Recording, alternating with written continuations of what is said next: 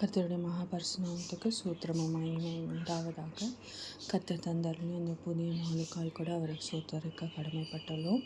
இந்த நாளில் கூட தேவன் நம்மோடு பேசும்படியாக கொடுத்த உவமை கடன் கொடுத்தவர் உவமை. இதனுடைய மையப்பொருள் மன்னிப்பும் அன்பும். இயேசு கிறிஸ்து இந்த உவமையை லூக்கா 7ஆம் அதிகாரம் 41 43 வசனங்களில் காணப்படுகிறது. இது கடவுளின் மன்னிப்பு மற்றும் அன்பின் ஆழத்தையும் விளக்கும் ஒரு மிக முக்கியமான உவமையாக கருதப்படுகிறது.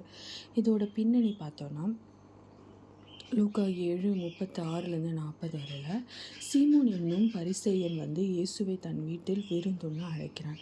அப்பொழுது ஊரில் பாவியாக அறியப்பட்ட ஒரு பெண் ஒரு நல்ல தைல பாத்திரத்தை கொண்டு இயேசுவின் பாதங்களில் கண்ணீர் வடித்து தன் தலைமயிரால் துடைத்து அந்த தைலத்தை பூசினாள். இதை கண்ட சீமோன், இவர் ஒரு தீர்க்கதரிசியானால் இவள் எத்தன்மை உள்ளவள் என்று அறிந்திருப்பாரோ பாரே என்று தனக்குள் நினைத்தான். அவனது எண்ணத்தை அறிந்து இயேசு இந்த உவமையை கூறினார். இந்த உவமையோட விளக்கம் பார்த்தோன்னா, அதாவது ஒரு கடன் கொடுத்தவனிடத்தில் 2 பேர் கடன் பட்டிருந்தார்கள். ஒருவன் 500 வெள்ளிக்காசும் மற்றொருவன் 50 வெள்ளிக்காசும் கொடுக்க வேண்டியதாக இருந்தது.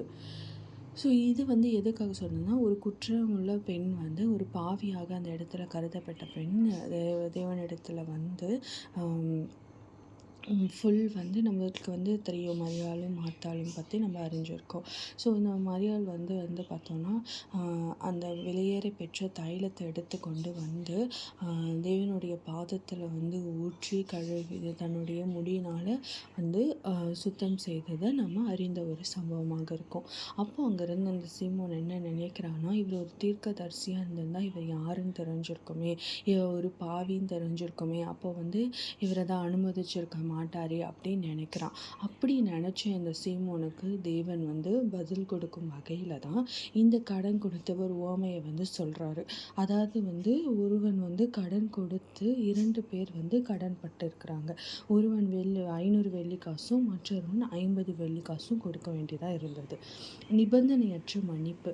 அவர்கள் இருவராலும் கடனை தீர்க்க முடியாமல் போன பொழுது அந்த எஜமான் என்ன பண்ணுறான்னா, இருவர் கடனையும் மனப்பூர்வமாக தள்ளுபடி செய்தான்.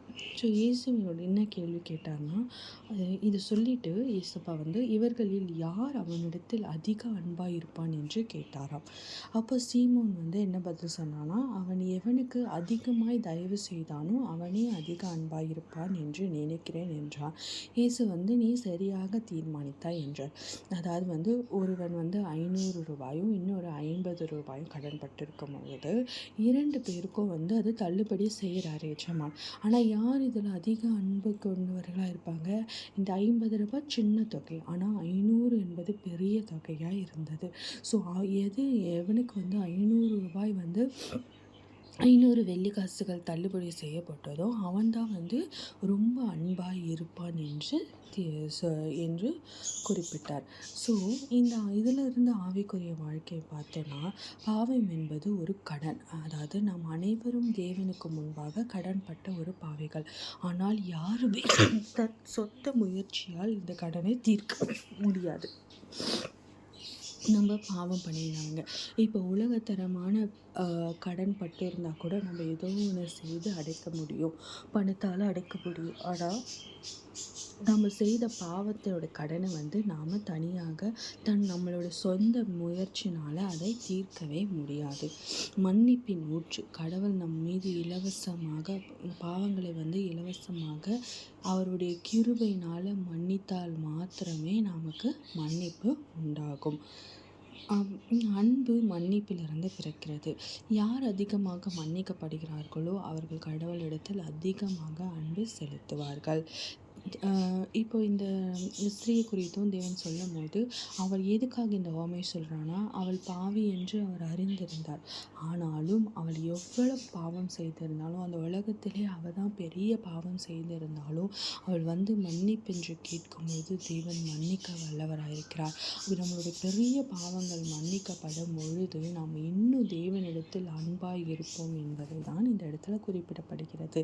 அதாவது உலகத்தரமான கடன் பணத்தின் கடனை வைத்து தேவன் நம்மளோட பாவத்தை ஒப்பிடும் பொழுது நம்மளோட சின்ன பாவங்கள் மன்னிக்கப்பட்டாலும் பெரிய பாவம் அதிக பாவங்கள் வந்து அதாவது எண்ணிக்கையில் நீ சொன்ன மாதிரி நம்ம செய்கிற பாவம் வந்து சின்ன பாவம் பெரிய பாவம் கிடையாது.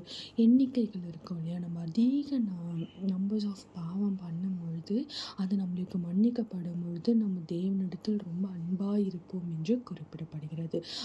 இதுக்காக நம்ம பாவம் பண்ணிகிட்டே போகணும்னு அர்த்தம் கிடையாது.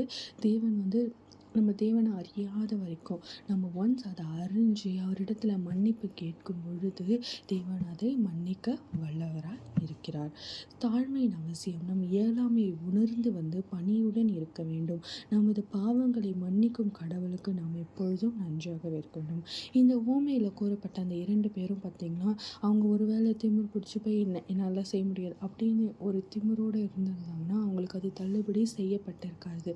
மாறாக அவங்க தாழ்மையாக என்னால் முடியல அப்படின்ற ஒப்பு கொடுத்ததின் நிமித்தமாக தான் அவர்களுடைய கடன்கள் மன்னிக்கப்பட்டது, தள்ளுபடி செய்யப்பட்டது. அதே போல தான் நாமும் நம்மளால் முடியல, என்னப்பா எனக்கு ஒரு பாவங்களை மன்னிங்க அப்படின்னு அவரிடத்துல நம்ம முழுமையாய் நம்ம ஒப்பு கொடுத்து சரணடையும் பொழுது தேவன் வந்து நம்மளை முழுமையாய் கழுவி சுத்திகரித்து நம் பாவங்களை மன்னிக்க வல்லவராக இருக்கிறார். ஸோ இதில் வந்து நம்ம நிறைய இந்த கடன் கொடுத்த உவமைகளை பார்க்க முடியும். நீதிமொழிகள் 22:7 கடன் வாங்கினவையும் கடன் கொடுத்தவனுக்கு அடிமை. சங்கீதம் 37:21 துன்மார்க்கன் கடன் வாங்கி திரும்பி கொடான், நீதிமானோ இரக்கம் செய்து கொடுக்கிறான். ரோமர் 13:8 ஒருவரிடத்தில் ஒருவர் அன்பு கூறுகிற கடமை அல்லாமல் மற்றொன்றிலும் ஒருவனுக்கும் கடன் படாதிருங்கள் என்று குறிப்பிடப்பட்டுள்ளது. ஸோ நமக்கு பார்க்கும்போது இந்த உவமையின் நிமித்தம் வந்து கடன் பட்டவர்களாக இருப்பவர்கள் வந்து இந்த பாவிகள் என்று குறிப்பிடப்படுகிறது. ஸோ நம் பாவத்தின் நிமித்தம் நம் தேவனுக்கு கடன் பட்டு இருக்கிறவர்கள் என்று குறிப்பிடப்படுகிறது. ஆனால் இந்த பாவங்கள் வந்து உலகத்தனமான காசுகள் இல்லாமல் இலவசமாக வந்து மன்னிக்கப்படும். அது எப்படி மன்னிக்கப்படும்னா அவருடைய கிருபையினாலே மாத்திரமே மன்னிக்கப்படுகிறது என்று இந்த உவமையின் வழியாக குறிப்பிடப்பட்டுள்ளது. இங்கு யார் அதிகமாக மன்னிக்கப்படுகிறார்களோ அவர்கள் கடவுளிடத்தில் அதிக அன்பு செலுத்துவார்கள் என்பதே இந்த உவமையின் மைய கருத்தாக குறிப்பிடப்பட்டுள்ளது. அதாவது மன்னிப்பும் அன்பும் தான் இந்த உவமையுடைய மைய கருத்து. ஸோ மன்னிக்கப்படுபவர்கள் அன்பு கூறுவார்கள் என்பதே இந்த உவமையின் கூற்றாக பார்க்கப்படுகிறது. ஸோ நம்மை தாழ்த்தி கொண்டு தேவனிடத்தில் வந்து நம்மை முழுமையாய் அர்ப்பணிக்கும் பொழுது அவருடைய கிருபையின் நிமித்தம் நம்மளுடைய எல்லா பாவங்களும் மன்னிக்கப்படும்.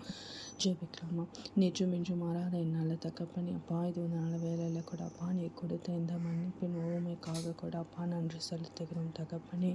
அப்பா இந்த உவமையின் பிரகாரமாய் கூட தகப்பனே நாங்கள் ஒருவரை அப்பா அன்பு கூறும் வகையில் அப்பா எங்களை தாழ்த்தி அப்பா எங்களோட பாவங்களை அடையில் அப்பா தாழ்த்தி ஒப்படைக்கிறோம் தகப்பனே. அப்பா நாங்கள் எத்தனை பாவங்கள் செய்திருந்தாலும் அப்பா எத்தனை முறை செய்திருந்தாலும் அதை மன்னிக்க நீர் வல்லவராக இருக்கிற கிருபைக்காக நன்றி அப்பா.